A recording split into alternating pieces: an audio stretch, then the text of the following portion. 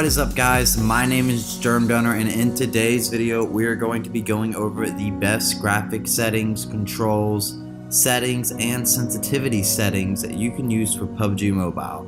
To get the video started, we're going to jump right into the basic settings. Go ahead and open up your settings menu, and the first thing that you're going to want to do is disable aim assist.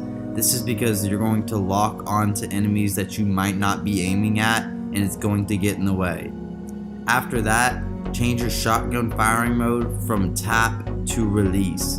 It'll be a lot easier to aim at someone and then release and shoot for your shotgun. After this, go down to where it says quick scope switch, and you're going to want to enable this. It's going to make it easier for you to switch scopes in the midst of combat. Now that you've got all these down, go down and enable peek and fire. This is going to help you see like peek out from walls and trees. After that, go down and turn on your left side fire button. That way you'll be able to aim with your right finger and shoot with your left. For the last four options, leave them all the same, except you can choose to auto open doors or not. Sometimes it gets in the way, sometimes it doesn't. I like to use it. But now we're going to move on to the best graphic settings. Now the graphic settings that I play on are smooth, ultra, and colorful. Now I recommend playing on high if you don't have that good of a quality phone. If you play on medium or low frame rate, you're gonna run into some not performance issues, but you're gonna feel like you're lagging, and it doesn't feel right. It doesn't feel smooth. For the graphics, I play on smooth just because you don't need the best graphics to be able to spot enemies, and that's all you're really doing in PUBG Mobile. And the graphics on smooth are pretty damn good as well. The style that I use is colorful because it is a lot more bright and easier to spot objects rather than dull. It wakes you up and it makes you more active, I would say. I'm actually going to switch my frame rate to high because I've noticed that my phone does overheat when playing on ultra after 3 or 4 games. But after this, guys, go down and you can choose to turn your brightness up all the way.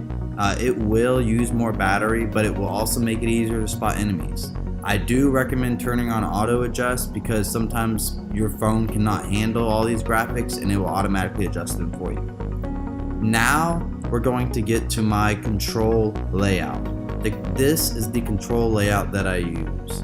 A few things that I recommend doing are moving your jump button on top of your shoot button. That way you can use it more often in combat, and it'll make it harder for enemies to shoot you.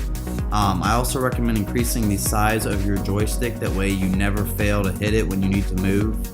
And I recommend putting your left peek and fire button on the left hand side and your right one on the right hand side. The last few things that I recommend doing are increasing the size of your revive button, your vehicle enter button, and your vehicle exit button. This way it'll make it a lot easier to do all of the above.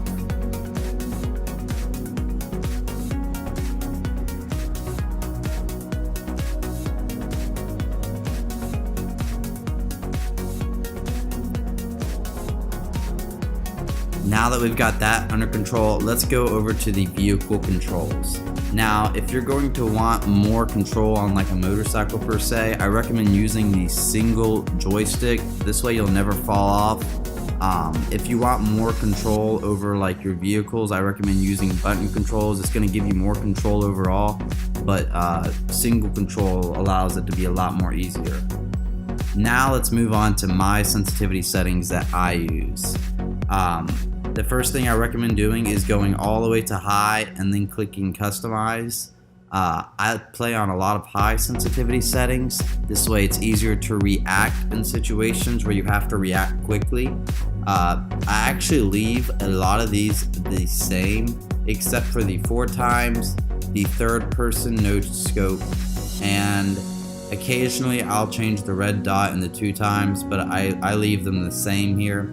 I recommend moving your third person no scope up to 155%. It's going to make you your overall character movement a lot quicker.